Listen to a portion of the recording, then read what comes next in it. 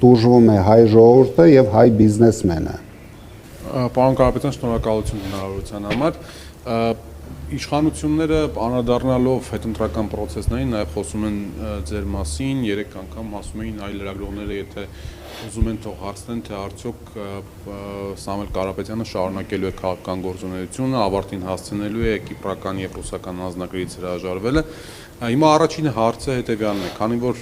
ձեզ որ հարցնում ենք ժամանակին ասում ենք, եթե պլան A չի ստացվում, պլան B կա, ձեզ ասելով նաև թիմի ներկայացուցիչներին, ասում ենք պլան B չկա, մենք հաղթելու ենք, հիմա եկել է մի իրավիճակ, որը որ եկել է։ Դուք շարունակելու եք Հայաստանում մնալ եւ քաղաքականությամբ զբաղվել անկախ դատական գործընթացները եւ արդյոք ավարտին եք հասցնելու միայն հայաստանյան անձնագիր ունենալու հարցը, սա առաջինը, երկրորդ հանգամանքը, որի մասին կուզեի խոսել եւ հասկանալ, այդ ընդդիմության խորհուրդը, որի մասին որ դուք ասում եք, մոտավորապես արդեն պարզ է, կարող եք ասել անուններ, թե հրավերներ ում եք ուղարկելու, նախընտրական շրջանում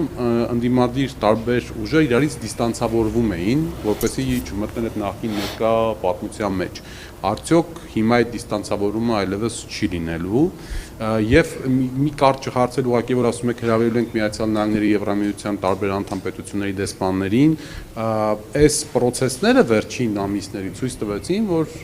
Փաշինյանը ունի Միացյալ Նահանգների եւ Եվրամիության բացարձակ աջակցությունը եւ անգամ աղաղակող մարդու իրավունքների խախտումների հետ կապված, որտեղ սև սպիտակին ուղղակի ակնհայտ է, հա, որ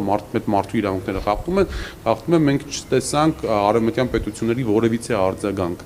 Իմաստը որն է, դուք իսկապես հույս ունեք, որ հիմա ինչ-որ բան իրենց մոտ կփոխվի, շնորհակալ եմ։ Ինչ վերաբերվում է իմ մնալուն ու մասնակցելուն process-ներին, դա վստահ եղեք նոր թափ է հավաքելու։ Դե ես դուք գիտեք, միջև հիմա կալանավորված եմ եւ իմ անձնական հնարավորությունները սահմանափակված են, բայց իմ հնարավորությունների չափով ես ավելի ակտիվ մասնակցելու եմ այս բոլոր process-ներին։ Ու ինչ վերաբերում է անձնագրերին, չեմ ուզում անդրադառնալ, մենք process-ը սկսել ենք, բոլորը դրա անհրաժեշտությունը կլինի,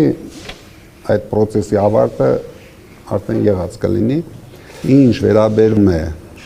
հավաքական ընդդիմության գլխավոր հարցերին, դա իրոք առաջի հարցը Փաշինյանի հեռացումն է։ Մեր երկրի, մեր ժողովրդի նվաստացման process-ի կանգնեցումն է։ Քանի որ այս մարդը շարունակում է նվաստացնել մեր երկիրը, մեր ժողովրդին նվաստացնել, իր ցինիկությամբ ամեն քայլ ինքը անում է, դրանից հայ ժողովուրդը տուժվում է։ Դրա համար դա լինելու է առաջի քայլը։ Երկրորդ քայլը, ինչի համար են մեզ համար կարևոր այդ միջազգային կառույցները եւ դեսպանները, որ իրենք հասկանան այն process-ները, որը իրոք կատարվում է Հայաստանում։ Իրենք հարցի մի կողմին են նայում։ Իրեն ձեռնտու է հակառուս Փաշինյանը։ Բայց հայ ժողովրդին դա ձեռնտու չէ, բայց նրանք պետք է լսեն, որովհետեւ Միջև հիմա ոչ մի անմիջական խոսակցություն չի եղել այդ մարդկանց հետ։ Միգուցե իրենք չեն էլ պատկերացնում ինչ է կատարվում Հայաստանում։ Միգուցե իրենք չեն պատկերացնում, որ իրենց օգնությամբ այս մեխանիզմը ոչնչացնելու է Հայաստան պետությունը։ Նորից եմ ասում, առաջին քրիստոնեական պետությունը։ Դրա համար ես շատ կարևոր եմ համարում իրենց հետ հանդիպումը նույնպես։ Եվ մեկ շատ կարևոր հարց, որը պետք է դնի այդ խորհուրդը իր առջև, դա պահանջն է ազատ արձակել բոլոր քաղբանտարկյալներին։ Քանի որ բոլորս հասկանում ենք, որ այս մարդկանց մեղքը ընդամենը 0 է։ Իրենք հորինեցին այդ ընտրակաշառքների թեման, որպեսզի այդ ընթացքում իրենք հանգիստ բաժանեն պետության բյուջեով ընտրակաշառքներ։ Բոլորս հասկանում ենք այդ մոլորված մարդիկ, նորից խաբված մարդիկ, ինչի համար ձայն տվեցին Փաշինյանին։ Ու բացի այն մարդկանցից, ովքեր չեն տվել,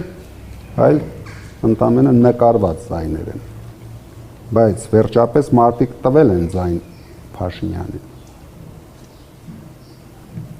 Իրենց հիմնական պատճառը, որ տվել են, դա իրենց ընտրակաշառքներն են։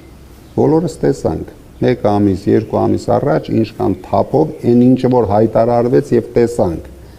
բայց ինչը չի հայտարարվել, մենք չենք տեսել։